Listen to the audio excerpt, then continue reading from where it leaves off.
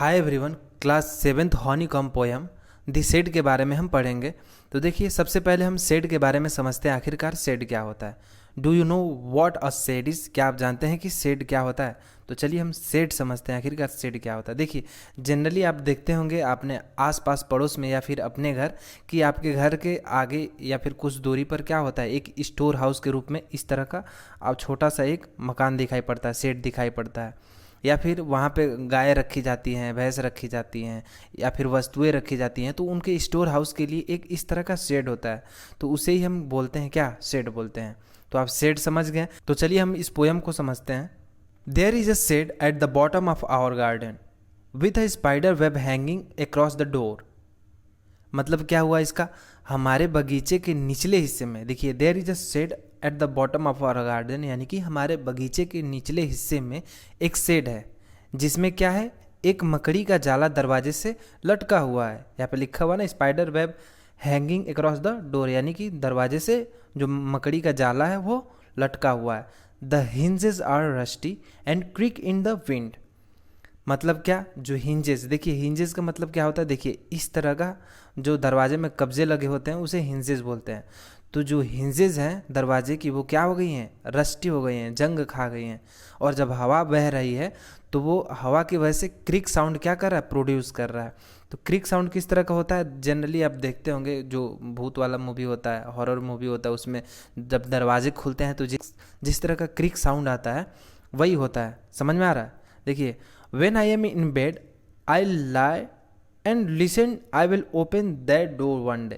जब मैं बेड पे पड़ा रहता हूँ तो मैं ये आवाज़ सुनता हूँ और एक दिन मैं इस डोर को जरूर खोलूंगा, लेखक कहना चाहते हैं। There is a dusty old window around at the side with their cracked pane of glass. यानी कि दरवाजे के बगल में ही धूल से भरी क्या है? पुरानी खिड़की है जिसके कांच के तीनों शीशे क्या हुए हैं? टूट गए हैं। I often think there someone staring at me. Staring मतलब क्या होता है? घूरना। जब भी वो लेखक यहाँ से गुजरता है तो उसको ऐसा लगता है कि यहाँ से कोई मुझे, उसमें से कोई घूर रहा है। समझ में आ रहा है? सेट से कोई, दरवाजे के पास से कोई उसको घूर रहा है। इस टाइम डेट आई पास, यानी कि जब भी वो पास करता है। I will peep through that window one day. Peep मतलब क्या होता है? झांकना। तो एक दिन लेखक क्या कह रहा है यहाँ पे कि एक दिन मैं उस खिड़की से, विंडो मतलब क्या? खिड़की। तो एक दिन उस खिड़की से मैं ज़रूर झांकूंगा।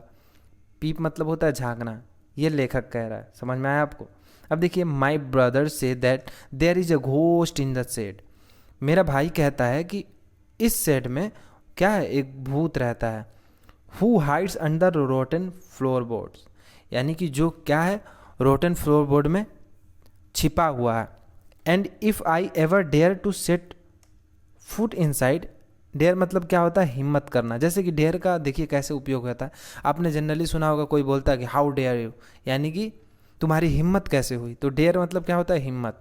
And if I ever dare to set foot inside, यदि तुम उस शेड के अंदर अपने पैर ले जाने की भी, अपनी फुट ले जाने की हिम्मत करते हो, he will jump out and chop of my head.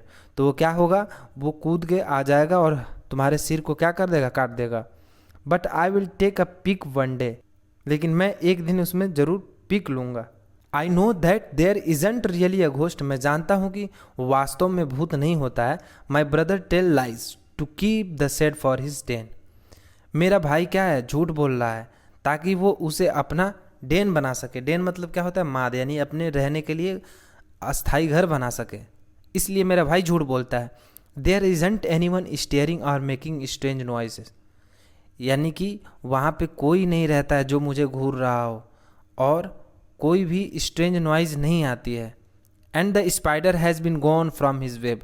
और जो स्पाइडर है वो अपने वेब से, यानी कि जो अपने जाल है वहाँ से जा चुका है। Since I don't know when, पता नहीं कब वो वहाँ से चला गया।